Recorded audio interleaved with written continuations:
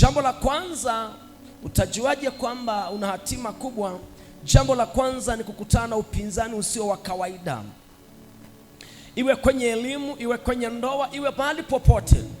Ukishakuwa na kusudi ya hatima kubwa, lazima utakutana na upinzani katika maisha.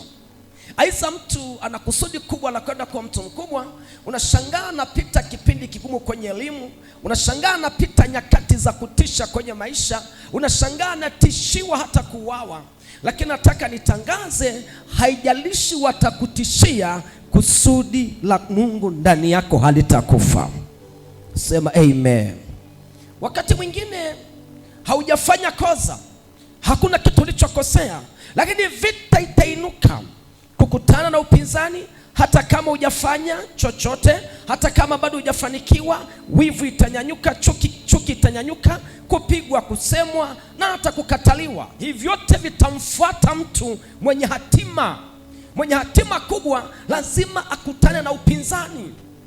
Mwenye kitu ambacho anakibeba, ambacho ulimwengu wa roho wanamuona kwa namna fulani. Yamkini ukaanza kupigwa vita wakati hata una nyumba, wakati hata hujasoma bado, wakati hujasomesha watoto, uko tu wa kawaida. Lakini ulimwengu wa roho wanakuona kwa level nyingine, wanaona hatima yako. Leo nataka nishughulikie watu wenye hatima kubwa na wanapita kwenye mapito mazito. Nataka nitangaze, hawatafia kwenye mapito, lazima watainuka.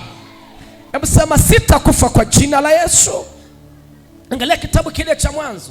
Kitabu cha Mwanzo mlango wa 35 mstari ule wa 5 hadi 11 ukisoma. Yusufu akaota ndoto, akawahadithia ndugu zake, wakazidi kumchukia. Aliota ndoto nyota 12 zikimuinamia na jua na mwezi, alafu zinamuinamia na miganda 11. Wakazidi kumchukia kwa sababu ya maneno yake na ndoto zake. Je, ni kweli utakuja utakuja kutumiliki? Ndivyo ndugu zake wanavyosema. Ni kweli hizi ndoto maana yake inaashiria utakuja kutumiliki, tutakuja kukuinamia, tutakuja kwa chini yake. Wakazidi kumchukia kwa sababu ya ndoto zake. Yusufu bado hajabarikiwa, Yusufu bado hajainuliwa, Yusufu bado hajawa waziri, Yusufu bado hajawa mtu wa tofauti. Kuna watu mnapita kwenye hatima yenu na ina vita, bado hujajenga, bado hujawa tajiri, bado hujawa dokta, bado hujawa mtumishi. Kuna mahali unakwenda, ndugu zako wanainua vita. Nataka nitangaze, hawatakuwa bado. Nimekuja niombee watu wenye hatima kubwa ili wapite kwenye misukosuko, waelekee mahali pazuri. Mtu mmoja aseme, sitakufa, nitaishi kwa jina la Yesu aliye hai. Kwa hiyo wakazidi kumpiga Yusufu, wakazidi kumchukia. Anaeleza tu, jamani, nimeota ndoto. Kama ambavyo una ndoto, kuna siku nitaendesha gari, kuna siku nitajenga nyumba, na ndoto kufanya hiki. Ukawaeleza watu, kuna watu mioyo inauma, wanasema, hivi kweli utakuja kumiliki? Hivi kweli utakuja kwa mtu hivyo? Wanainua na vita, wana balaa blue. Una hatima kubwa, na hiyo hatima nitaiombea leo, lazima itaenda viwango vya baraka. Mtu mmoja asema, hatima yangu haitazuiliwa. Sema, hatima yangu haitazuiliwa.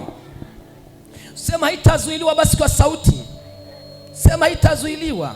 Hii ni ishara kuwa una hatima kubwa. Hautakiwi kulalamika na kugombana na watu. Yusufu alipoota ndoto zake akakataliwa na ndugu zake. Unapokutana na upinzani katika maisha yako, usilalamike, usinungunike, kuwa mtu wa kushukuru.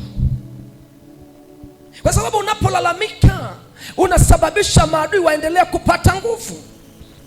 Halafu kunyamazaga pia nako ni jibu. Kwa sababu lazima ukutane na upinzani mkali. Jambo la pili, ishara inayoonyesha una hatima kubwa, hii ni kupitia majaribu makubwa mapema ili upate tabia ya kipekee. Jaribu la sasa inaweza kuwa maandalizi yako ya kesho, mazingira yanayoendana na kilicho mbele yako.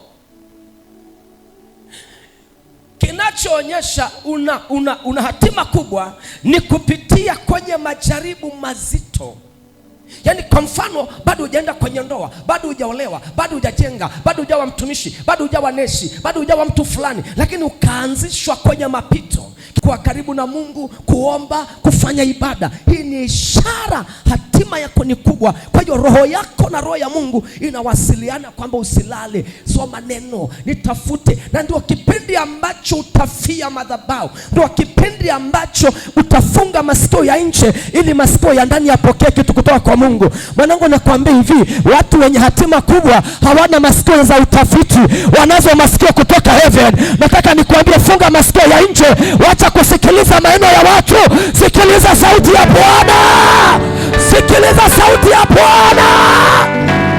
Watu wenye hatima kubwa hawana maneno, hawana masengenyo, hawana kuokota maneno mitaani. Watu wenye hatima kubwa wanafungua masikio, wasikie neno, wasikie kitu cha baraka, wasikie upenyo. Punguza sauti.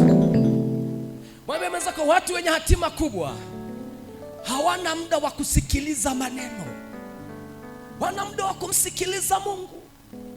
Kaa na Mungu mwanangu. Sema fire. Sema fire. Hebu mguse mwenzako, mwambie unanielewa, unamuelewa mchungaji? Mwambie unamuelewa baba? Hebu mguse kwenye bega, mwambie una hatima kubwa. Na hiyo hatima ina vita.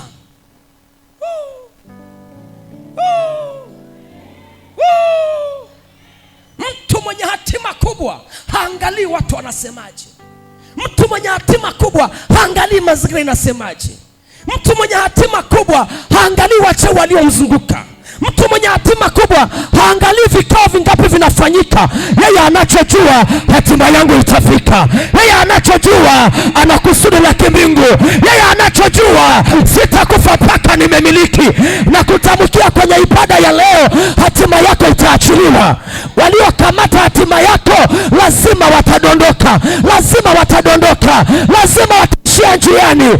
Naziombea leo hatima za watu, naziombea hatima za watu. Kuna watu si wa kawaida, kuna watu si wa kawaida. Wamebeba mbingu, wamebeba nyota za familia, wamebeba kanisa, wamebeba Tanzania. Yamkini kimwili unaonekana wa kawaida, lakini ulimwengu wa roho, wewe ni tai wakayo, wewe ni tai wakayo, wewe ni tai wakayo. Ndani ya kanisa ni tai wakayo, ndani ya familia ni tai wakayo, ndani ya kijiji, kitongoji ni tai wakayo, kwenye hiyo boma ni tai wakayo.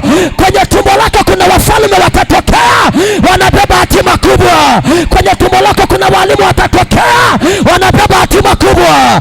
Kwenye kizazi cha mama yako watatokea wanaobeba hatima kubwa. Haijalishi adui ametangaza watafia kwenye ulevi, ninazo habari njema, hawatafia kwenye ulevi. Esther yuko hapa, anaombea hatima ya familia. Malaika ataenda kijiweni, malaika ataenda Kenya, malaika ataenda Dar es Salaam, hatamkamata ndugu yako anayebeba hatima ya familia.